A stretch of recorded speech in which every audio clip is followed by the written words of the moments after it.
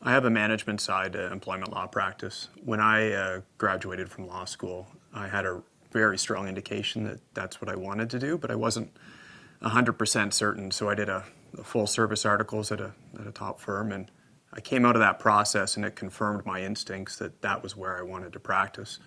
It's a bit ironic that I actually ended up doing management side employment law. I grew up in a small town, dependent on union jobs, actually paid for law school as a member of the CAW building minivans, and here I am now as a management side employment counsel. I would say I've become a trusted advisor to several of my key clients, and that phrase is used a lot, but to me it means two things. Not only am I able to outline the legal risks and options to them, but I'm not afraid to make hard calls and answer direct questions on recommendations of the best course to convert those legal risks into what are options for the business and what's the up-down on each of them. I've been fortunate at Bennett Jones to work with a lot of great people, and we have a great team. Last year in particular, there was a transaction which I think was a great piece of work by a lot of members of our firm.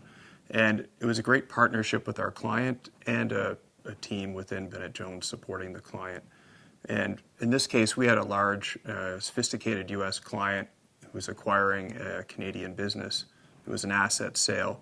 Our client didn't have that operational folks on the ground already.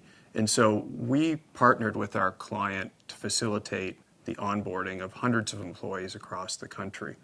So we went beyond just merely providing traditional advisory advice, and we had an internal team that I oversaw with support staff, students, associates that did everything from creating the templates for offer letters, auditing the data, to working with the client so that they could have a smooth onboarding of all of their staff. And so that was an example of teaming with the client and an internal team where I think we had a very successful result for the client.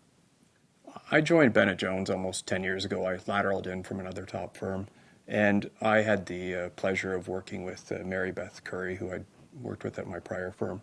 And she was a great mentor to me. There's two things that I really took away from her practice that I've incorporated into mine. The first is to be direct with your clients. That may seem obvious, but that's how I've found that you build trust. You're able to answer the hard questions in a transparent manner, and you don't duck making recommendations on the hard calls. The second is you need to be continually learning and evolving, because you can't do the first without the second. It's no good to be direct but not have a correct answer. So that means, in her case, I'd come into the office on Sundays and she'd be there, and whether it was billable, she'd also be doing non-billable CLE.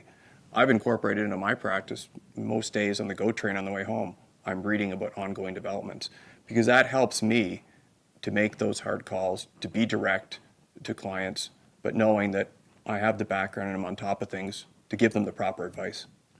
My volunteer experience is focused on giving back to the community, and we all have busy lives, and sort of as part of, for me, I've tried to dovetail two things that are very important to me, community and family, and that has taken the form of coaching minor hockey. My son is extremely important to me, and I have the pleasure of spending a lot of time with him because anyone who has a child in hockey knows that Canadians are passionate about hockey, and they also know that traffic in the GTA is dysfunctional. So you combine those two things, and I have lots of time in the car in the arena with him and lots of other great young boys.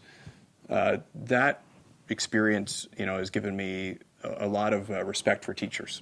I mean, I find coaching to be very rewarding, but also challenging. When you make a connection with the child and you see that they've learned what you're trying to convey, it can be very rewarding. But at the same time, you think you're tired of stress at work, you should try trying to corral sort of 15, 8-year-old boys on the ice to focus while you explain a drill. So, as I said, I have a whole new respect for teachers.